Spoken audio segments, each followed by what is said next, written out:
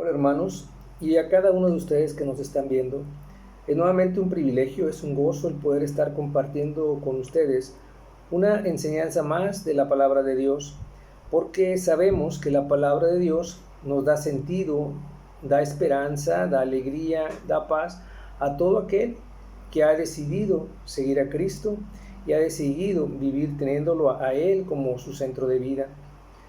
Pues bien, a todo esto y a manera así de introducción, nosotros sabemos que los humanos constantemente necesitamos de relacionarnos con los demás porque es algo muy propio ya de nuestro ser y así Dios lo ha dispuesto, de tal forma que todos nosotros pudiéramos crecer en nuestra capacidad de amar, de servir, de compartir, de enseñar, entre otras muchas cosas, tanto para bien de uno mismo como también para el bien de nuestro prójimo.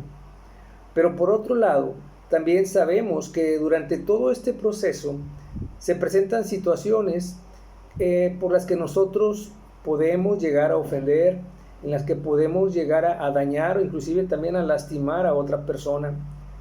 O puede ser de manera contraria, también en la que nosotros seamos los que nos sentimos ofendidos, lastimados o perjudicados, de tal forma que esto puede provocar que haya como un rompimiento o un alejamiento en esa relación, lo cual sin duda sin lugar a duda va a ir afectando y nublando toda nuestra capacidad de amar a nuestro prójimo, a menos que decidamos iniciar otro proceso que implica el perdonar a nuestro prójimo. Pues bien, el tema sobre el cual vamos a estar ahora meditando lo he titulado La necesidad del perdón, y está basado en el libro de Efesios capítulo 2, versículos del 31 al 32. Lo repito, es el libro de los Efesios capítulo 4, versículos del 31 al 32, en donde la palabra de Dios nos dice lo siguiente. Dice así: quítense de vosotros toda amargura, enojo, ira, gritería y maledicencia y toda malicia. Antes, sed benignos unos con otros, misericordiosos, perdonándoos unos a otros, como Dios también os perdona a vosotros en Cristo. Vamos a orar para iniciar. Bendito Padre, gracias Señor por estos momentos que nos permites estar ahorita aquí reunidos. Permite que salgamos edificados y que podamos conocer un poco más de tu palabra. Gracias por todos y cada uno de los que están escuchando y que estamos compartiendo de esto. Te lo agradecemos a ti, Señor. En el nombre de Cristo Jesús. Amén. Bien, en este pasaje que acabamos de leer, podemos entender que el deseo profundo de Dios es que vivamos en amor y que perdonemos a los que nos ofenden, por el solo hecho de que nosotros somos también perdonados a través de aquel que dio su vida en sacrificio por nosotros, que es en Cristo Jesús, para liberarnos de la esclavitud de nuestro pecado. Ahora, en Cristo se nos ha dado el poder de amar a nuestros enemigos, de hacer el bien a los que nos odian, de bendecir a los que nos maldicen y de orar por los que nos hacen daño. Esto lo podemos leer allí en el libro de Lucas, capítulo 6, del 27 al 28. Entonces, en Jesucristo, nuestro corazón va siendo transformado de tal manera que va estando dispuesto a perdonar y que obrará también por cumplir ese propósito. En el libro de Hechos, capítulo 3, versículo 19, nos habla de que debemos arrepentirnos y volvernos a Dios para que sean borrados todos nuestros pecados y vengan tiempos de descanso por parte de Dios. Es por esto por lo que nuestro perdón a los demás debe reflejar el perdón que Dios ha hecho con nosotros por medio de Cristo, porque el perdón delante de Dios, si se entiende de manera así correcta, implica un arrepentimiento por parte del pecador o del que comete la falta, y el amor y la gracia siempre van a estar dispuestos por parte de Dios. Es decir, que el amor y la gracia están ahí, pero un arrepentimiento genuino de parte del pecador es lo que hace falta. Existe un pasaje en la palabra de Dios, allá en Mateo capítulo 18, 23 al 35, en donde Jesucristo nos habla acerca del perdón y que nos describe de la semejanza que esto tiene con el reino de los cielos. En ese pasaje se nos relata que un rey comienza a hacer cuentas con sus siervos y uno de ellos le debía una gran fortuna de dinero. Ahora, como éste no podía pagarle, el rey entonces ordena que se vendan todas sus pertenencias, así como también su mujer, sus hijos y asimismo también él. El siervo entonces le suplica al rey que tenga paciencia y que él le pagará todo lo que le debe. En ese momento entonces el rey es movido a misericordia y le perdona toda la deuda. Luego de esto, ese mismo siervo entonces sale y va y se encuentra con otra persona que le debía una cantidad pequeña de dinero. Inmediatamente el siervo, de manera así ya brusca, lo obliga a pagarle lo que le debía. Y esa persona, como no le podía pagar, le ruega que tenga paciencia y él le podrá pagar todo. Pero en este caso, en ese siervo, el siervo no quiso y lo echó a la cárcel hasta que le pagara todo. Entonces el rey, al darse cuenta de esta situación, manda por el siervo a su presencia, y ya estando ahí en su presencia le dice: siervo malvado, yo perdoné tu deuda porque me rogaste. ¿Qué acaso no debías tú, por misericordia, haber hecho lo mismo con esa otra persona? Entonces el rey, ya enojado, lo entrega a los verdugos hasta que pagara todo lo que le debía.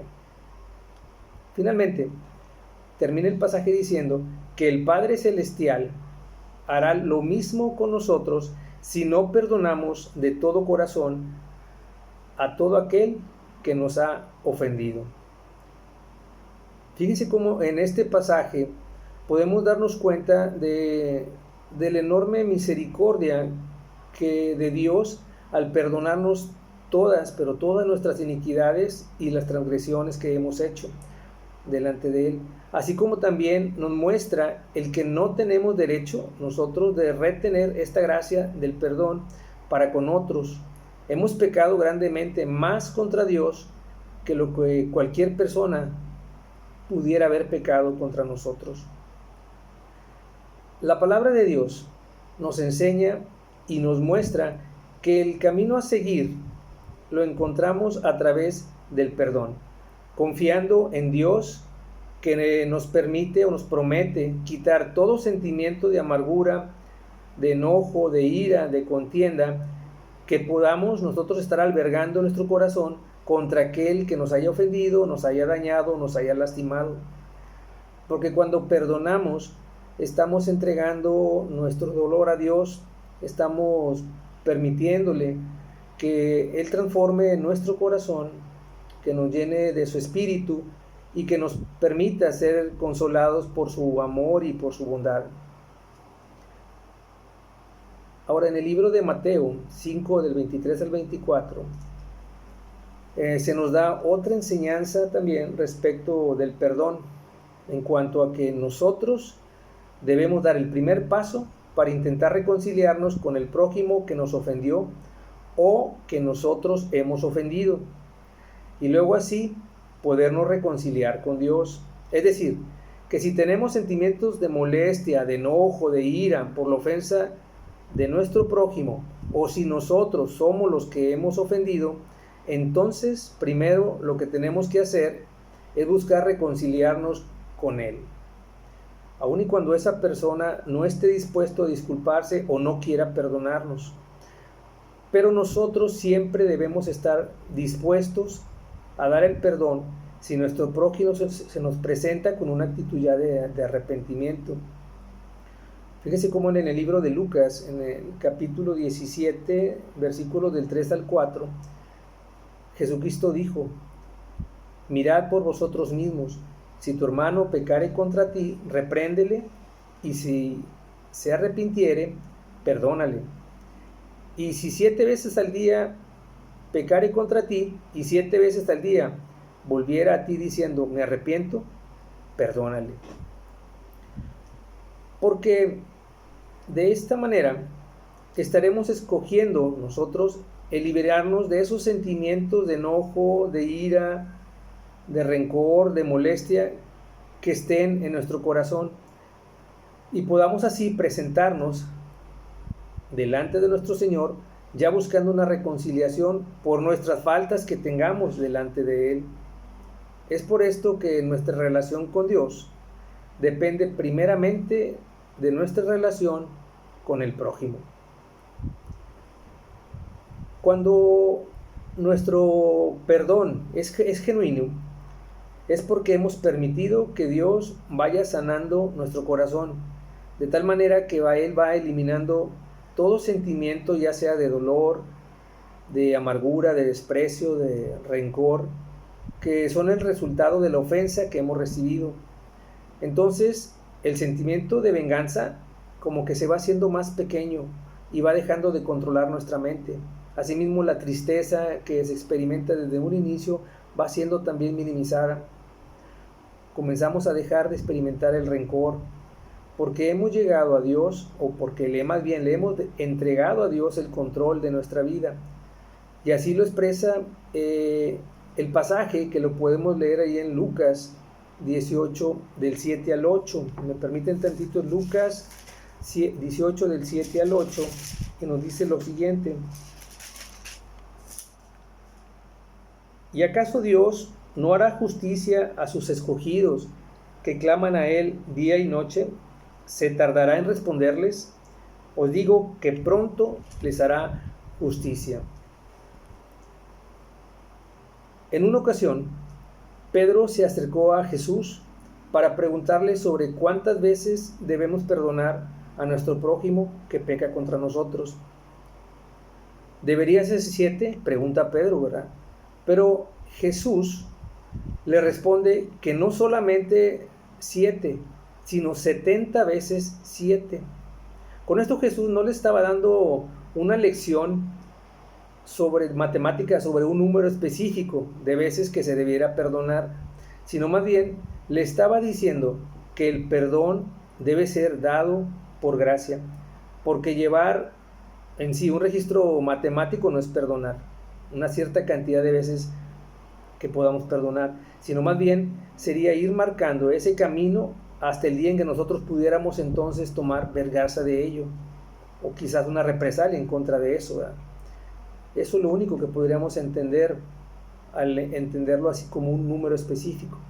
Ahora bien, por otro lado, pienso que debemos admitir que como humanos en muchas ocasiones nos resulta difícil el poder perdonar a nuestro prójimo, ya que en nuestra naturaleza humana, así pecaminosa, se presentan sentimientos de orgullo, de soberbia, de vanidad, que constantemente pretenden tomar control de nuestra mente y de la toma también igual de nuestras decisiones, de tal forma que tienden a impedirnos que podamos llegar a perdonar, porque el orgullo se opone y se resiste a nuestra necesidad de perdonar, ya que por lo general ese sentimiento nos va a exigir justicia según nuestro criterio humano, y también una ansia de tomar revancha y desquitarnos de aquel que nos causó una ofensa. Es decir, que la gran mayoría de los humanos que nos dejamos guiar por nuestra propia naturaleza de pecado,